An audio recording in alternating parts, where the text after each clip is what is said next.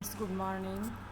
आज का हमारा जो टॉपिक है वो है आपेक्षिकता के विशिष्ट सिद्धांत के अभिघटित तथा लॉरेंज रूपांतरण, postulates of special theory of relativity and Lorentz transformation. BSc part first, paper first, mechanics के यूनिट फर्स्ट से हमने ये टॉपिक लिया है, जिसके बारे में हम आज विस्तार से पढ़ेंगे।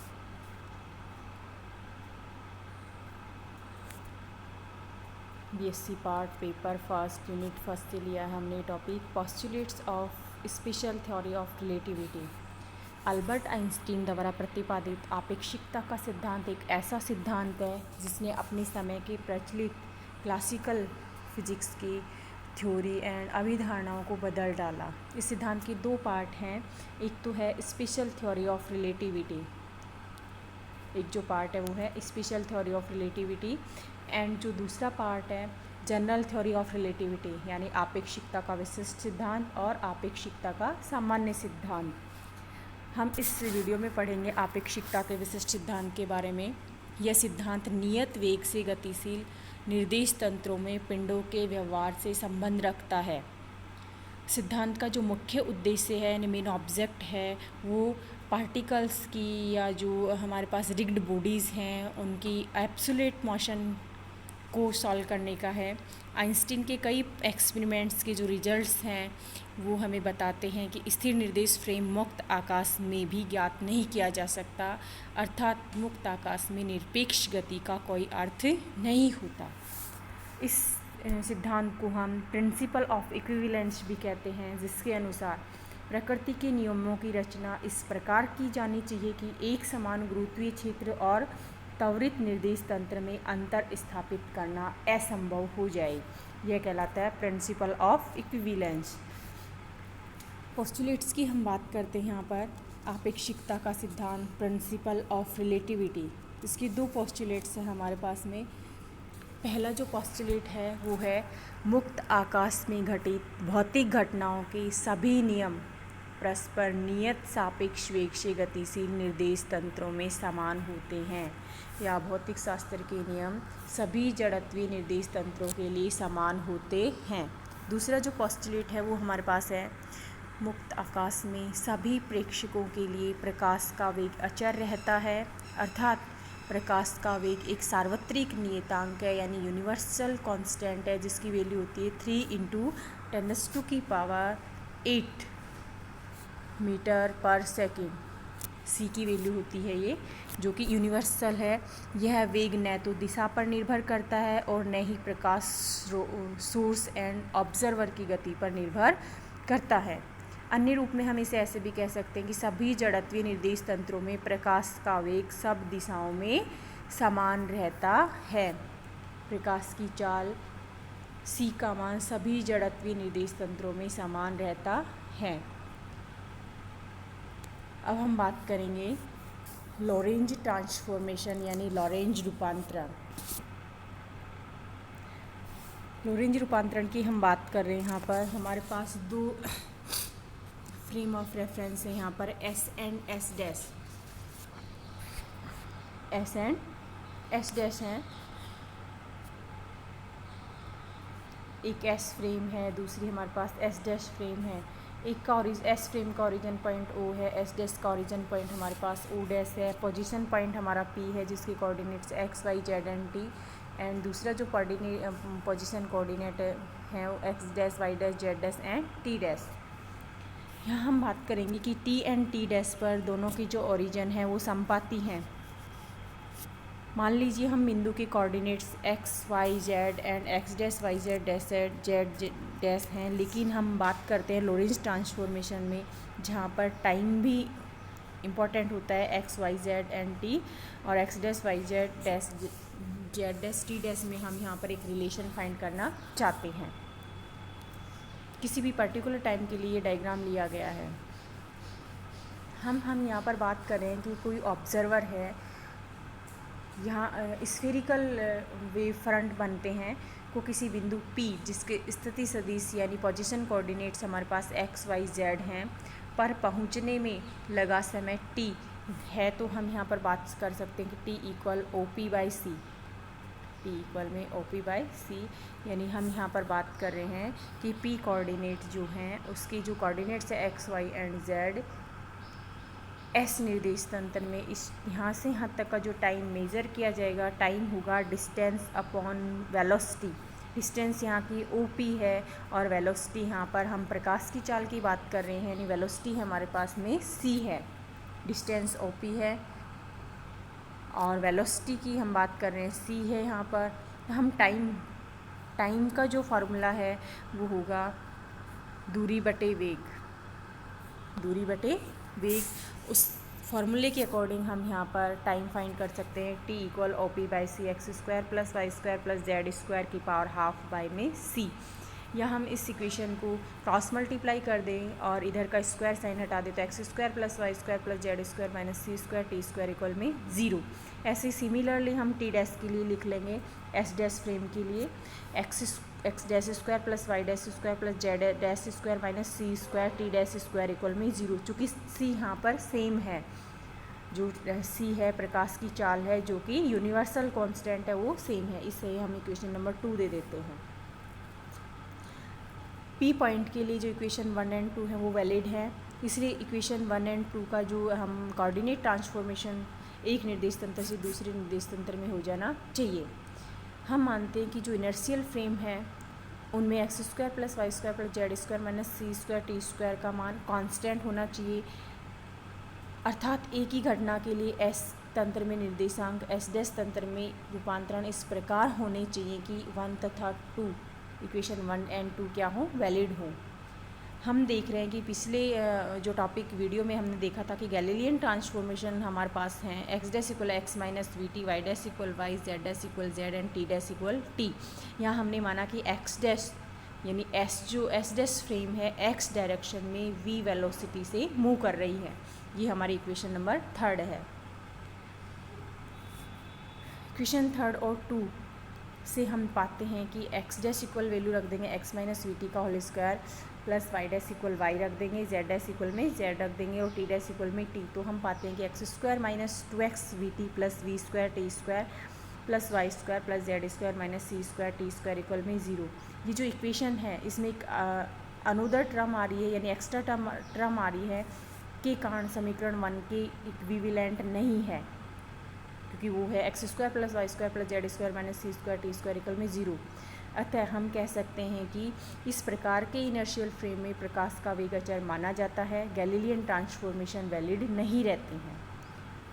जहाँ पर अगर हम प्रकाश की वेलोसिटी को काउंट कर लेते हैं तो वहाँ पर गैलीलियन ट्रांसफॉर्मेशन वैलिड नहीं रहते हैं, परंतु अगर हम 1 और 4 को कंपेयर करें तो वाई डैश इक्वल वाई और जेड डैश इक्वल जेड पाते हैं। इक्वेशन 4 में एक्स्ट्रा जो टर्म है वो यह बताती है कि एक्स तथा टी के रूपांतरण इस प्रकार होने चाहिए कि अतिरिक्त पद में विलुप्त हो जाएं। अतः हम मानते हैं कि लीनियर ट्रांसफॉर्मेशन इक्वेशंस हमारे पास एक समान घटना के लिए निम्न होनी चाहिए। यहाँ हम अनदर कांस्टेंट मान रहे हैं, यानी x dash equal alpha x plus b t, y dash equal y, Z dash equal z और t dash equal gamma x plus delta t, gamma x plus delta t. चूँकि हम मानते कि H dash की जो गति है x दिशा में है, अतः वाई व जेड निर्देशांक अपरिवर्तित रहेंगे, क्योंकि एच डैश जो फ्रेम है प्लस एक्स डायरेक्शन में मूव कर रही है।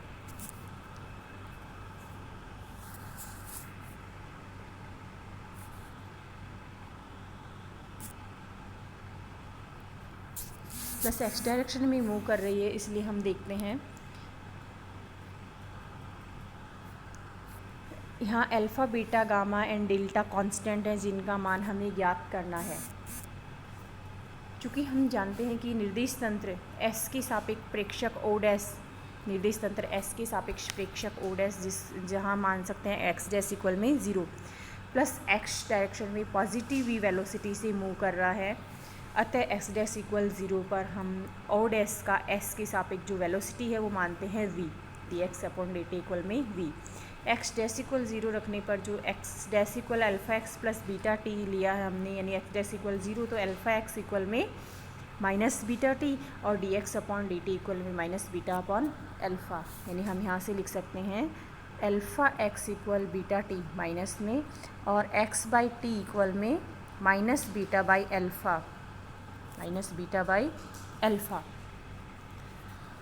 और बीटा इक्वल में अगर हम इसे dx अपॉन dt लिखें तो ये होगा v इक्वल में माइनस बीटा बाई अल्फ़ा या बीटा इक्वल में माइनस अल्फ़ा v।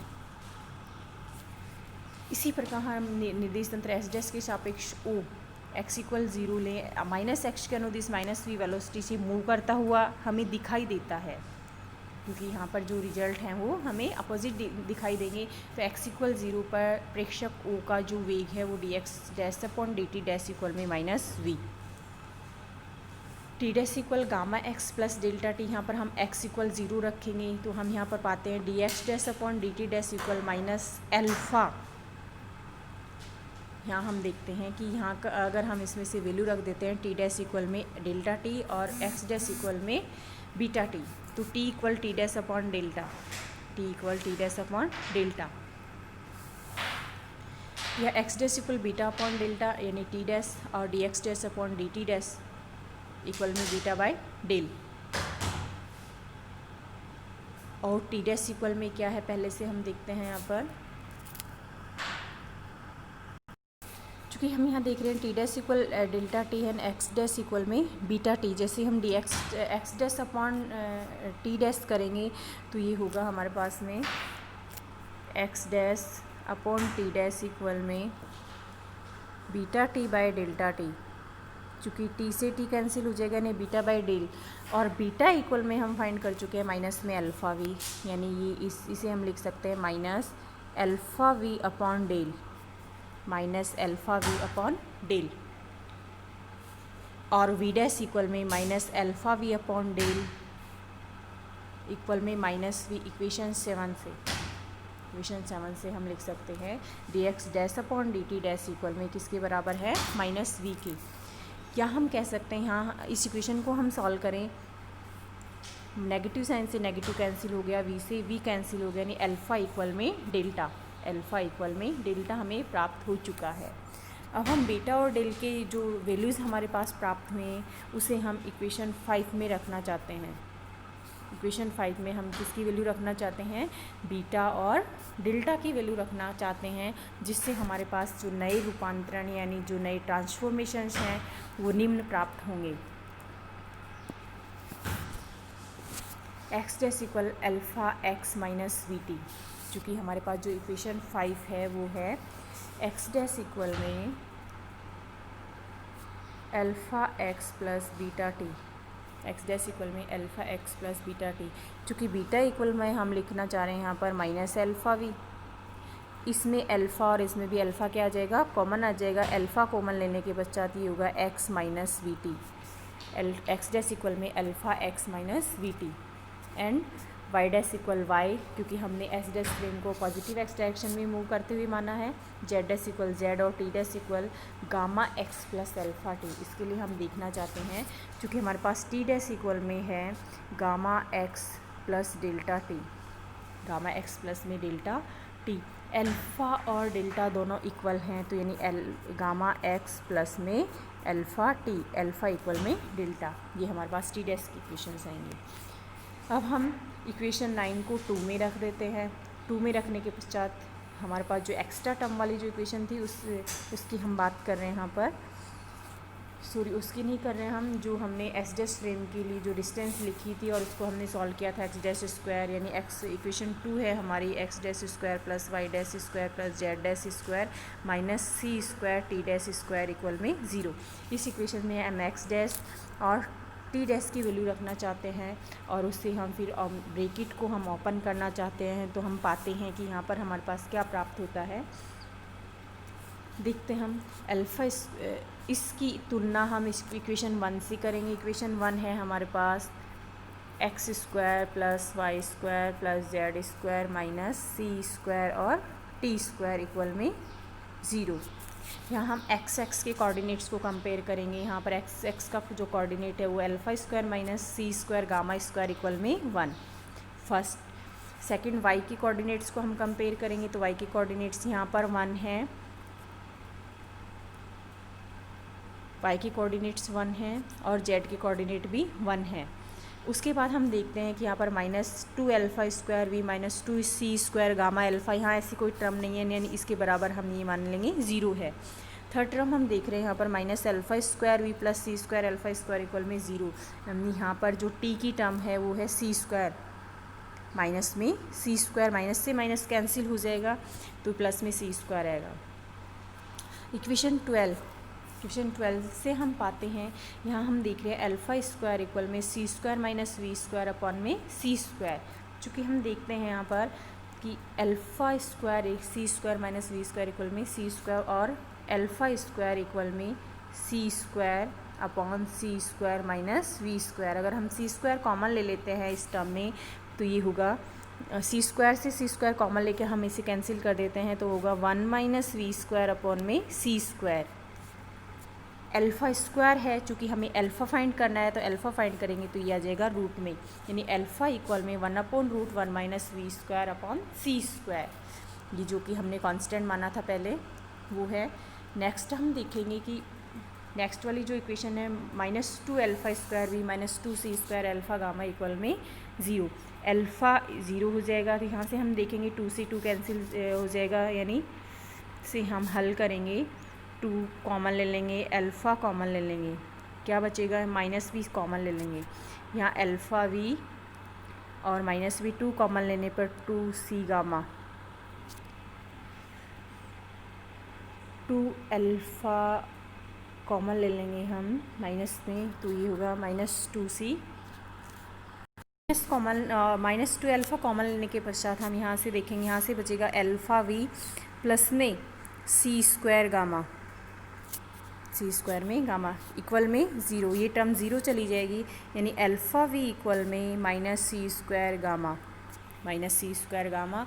और गामा जो कांस्टेंट है उसकी वैल्यू हम यहाँ से फाइंड कर लेंगे c² अपॉन में अल्फ़ा v, ये गामा की वैल्यू हमें प्राप्त हो गई है।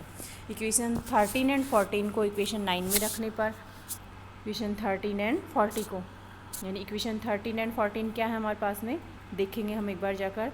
13 है अल्फ़ा और 14 है हमारे पास जो अभी प्राप्त हुई है हमारे पास में गामा -अल्फ़ा v अपॉन में c²। अल्फ़ा v इक्वल में -c², सॉरी ये उल्टा होगा इसका, गामा इक्वल में अल्फ़ा v अपॉन में -c², और ये जो नेगेटिव साइन है अपॉन से हटा देंगे तो ये सामने लग जाएगा अल्फ़ा v अपॉन में c²। जिससे हम इस इक्वेशन को, ये इक्वेशन हमारी 14 प्राप्त हुई है, हमें 14 नंबर है। 13 एंड 14 को इक्वेशन 9 में रख दें, यानी 9 हमारी क्या है, इक्वेशन 9 है हमारी x dash y dash z dash and t dash. इस इक्वेशन में हम किसकी वैल्यू रखेंगे, अल्फ़ा एंड गामा की। जैसे हम अल्फ़ा एंड गामा की वैल्यू इसमें रख देते हैं तो हमें प्राप्त होता है x dash equal alpha x minus v T, यानी यहाँ पर अल्फ़ा इक्वल हमें रखना है 1/√1 - v² upon c², y dash equal y, z dash equal में z, और t dash equal alpha t minus v x upon c², t minus v x upon c²। यहाँ से हमने गामा की वैल्यू रख दी है, गामा की वैल्यू जो है वो है हमारे पास अल्फ़ा v अपॉन में c²। चूँकि ये वैल्यू हमारे पास कहाँ से प्राप्त हुई इसको हम देखते हैं। अल्फ़ा की वैल्यू हम रख देंगे 1/1√1 - v² अपॉन c², और टी डैश इक्वल हमारे पास में है टी डैश इक्वल में अल्फ़ा, इक्वेशन 9 को हम देखते हैं, टी डैश इक्वल में टी डैश इक्वल में gamma x plus alpha T, gamma x plus में अल्फ़ा टी है, जिसकी वैल्यू हम यहाँ पर पुट करना चाहते हैं टी डैश इक्वल में गामा x, चूँकि गामा हमारे पास प्राप्त हुआ है -alpha v upon c² into x, plus alpha की वैल्यू है ही वो जो हम रख देंगे दोनों में। चूँकि अल्फ़ा कॉमन आ रहा है दोनों में तो इसलिए हम यहाँ पर t कॉमन ले लेंगे, ये माइनस के साथ में वैल्यू आई है, या हम इसे ऐसे लिखेंगे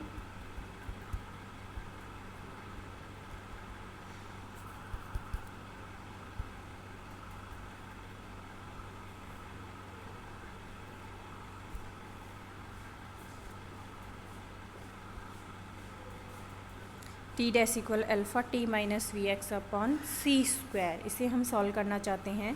इसके लिए हम देखते हैं यहाँ पर टी डैश इक्वल में gamma x plus alpha t, चूँकि गामा इक्वल हमें प्राप्त हुआ है minus alpha v upon c square, सबसे पहले इसकी वैल्यू रखते हैं alpha v upon c square into x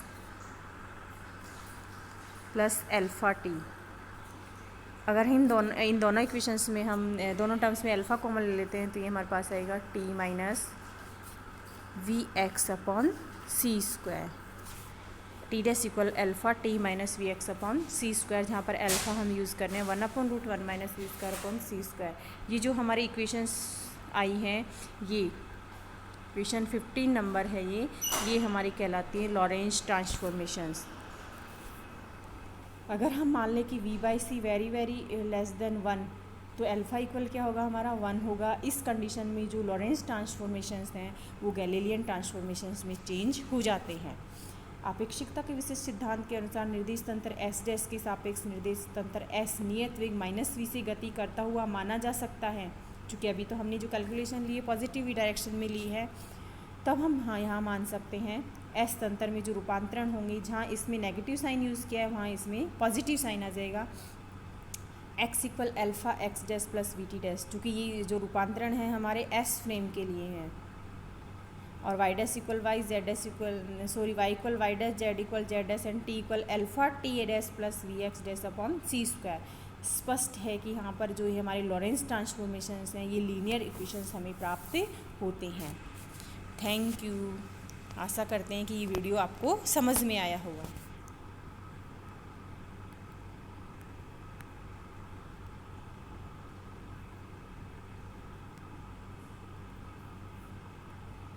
thank you.